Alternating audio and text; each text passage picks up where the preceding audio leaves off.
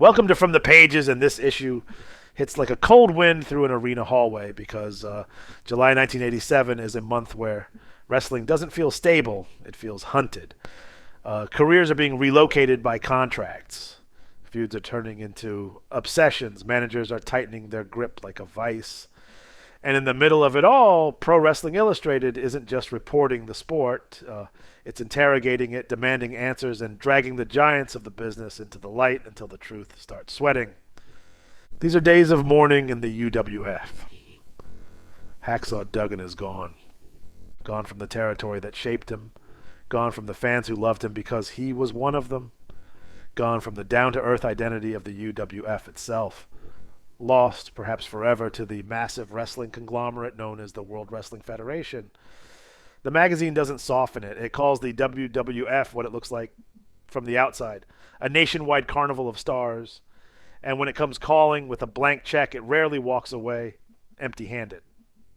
Yeah, Bill Watts admits Duggan is the last man he ever expected to sign with Vince McMahon, but the issue lays out the sad truth. Duggan didn't have a choice.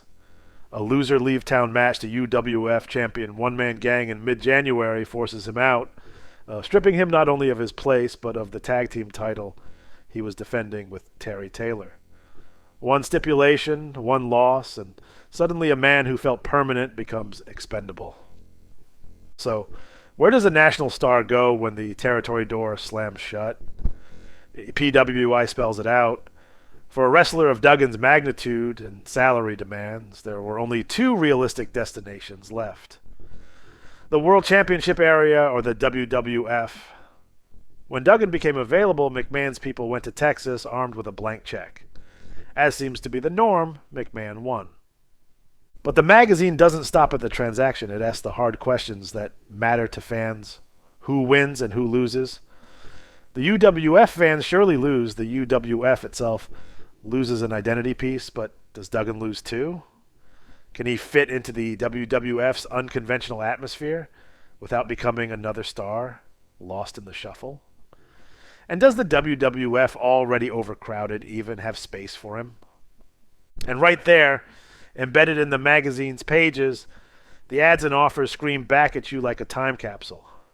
A moving notice demands 8 weeks advance notice to keep your subscription coming. Check boxes for The Wrestler, Inside Wrestling, Sports Review Wrestling, Pro Wrestling Illustrated, and the annuals. Clip it. Mail it to Rockville Center, New York. That's the ecosystem. The magazine isn't just reporting wrestling, it's building the pipeline that keeps fans connected to it. Then the issue snaps from contract mourning into blood feud prophecy. The Rick Steamboat versus Randy Savage war. WrestleMania is supposed to be the place where problems meet solutions. The issue lays out the formula like myth. WrestleMania 1 solved Hogan and Mr. T versus Piper and Orndorff. WrestleMania 2 solved Bundy versus Hogan. WrestleMania 3 is meant to solve Andre versus Hogan. Order restored, chaos contained. But there is one problem WrestleMania cannot solve. Steamboat and Savage. The magazine insists this feud cannot be ended by one match. Not by the biggest crowd. Not by the most press. Not by celebrities, football players, guest referees, or the WWF's preoccupation with spectacle. When Steamboat and Savage lock up, the world disappears. An invisible wall forms around the ring, and inside that wall there is only violence, mayhem, and revenge. PWI pours gasoline on the sense of inevitability. It recounts how Savage nearly permanently injured Steamboat late the previous year, crushing his throat to the point where doctors said he should never wrestle again. Steamboat refused to listen. Pride, courage, or stupidity, whatever word you choose, the result is the same. The dragon comes back because he cannot let it go. And the magazine doesn't make this feud just about punches, it turns it into human tension. Bonnie Steamboat hiding the keys to the car to stop Ricky from going to the match. Ricky spending an hour trying to jumpstart a car before realizing what's happening. Elizabeth refusing to escort Savage to the ring because she doesn't want him to wrestle Steamboat, and Savage nearly striking her before the presence of witnesses forces restraint.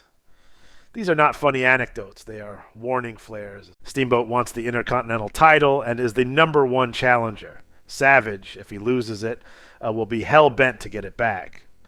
PWI says Savage prizes two things: Elizabeth and the IC belt. Lose either and the ego takes a fatal wound.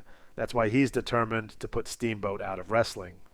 Eliminate the competition, remove the threat, end the obsession by ending the man. And PWI asked the unavoidable question, is this feud headed for a tragic conclusion? They cite past examples, Tommy Rich and Buzz Sawyer, men who bled and never recovered from the time and damage their feud consumed them. Lightning strikes twice. History repeats. WrestleMania 3 will not stop this. Steamboat and Savage must stop it on their own before it is too late. Then, like a hard cut to a completely different kind of danger, the magazine turns its investigative voice on a rising star, Sting. Peter King, as editor-in-chief, frames it like responsibility.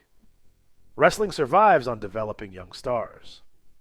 Without a constant flow of new names, the sport dies. That's why he launches an investigation into Sting and his manager Eddie Gilbert, because if a budding superstar falls into the wrong hands at the start, the tone of his entire career can be ruined. And then the background is laid out. Sting was part of the Blade Runners. Then after his partner Rock left the UWF, Sting teamed with Gilbert, and the duo shocked everyone by winning the UWF Tag Team Championship.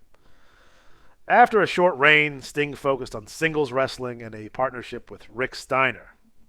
He had a strong 1986 and was voted second runner-up for Rookie of the Year by PWI readers. The future looked bright.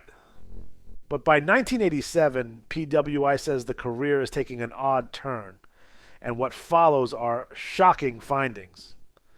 Gilbert, according to the investigation, is spending more time with his fiancée Missy Hyatt and less time with Sting, exactly when Sting needs nurturing from a dedicated, knowledgeable manager. Gilbert is portrayed as unwilling or unable to teach the finer points of wrestling.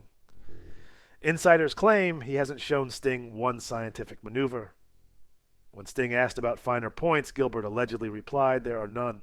Just break their arms and legs." And the ads, yes, the ads hit like a full-page time machine. Strong arms make all the difference. Mike Marvel's scientific isometrics. 10 minutes a day, money-back guarantee. Mail-in coupon to East Orange, New Jersey. Even a chapter on secrets of attracting girls. A magic art reproducer promising you can draw any person in 1 minute. Her Coupland weight gain promises. New shape in 30 days or pay nothing. X-ray glasses pitched as an illusion gag. Blank photo, ID cards, and laminated kits. Every one of these pages screams the era.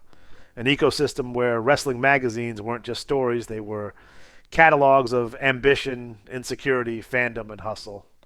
If this issue snapped you right back into the era, say it in the comments. What hit hardest?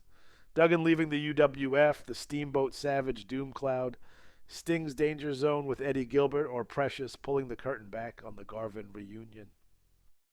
See you next time. Farewell from the Empire State.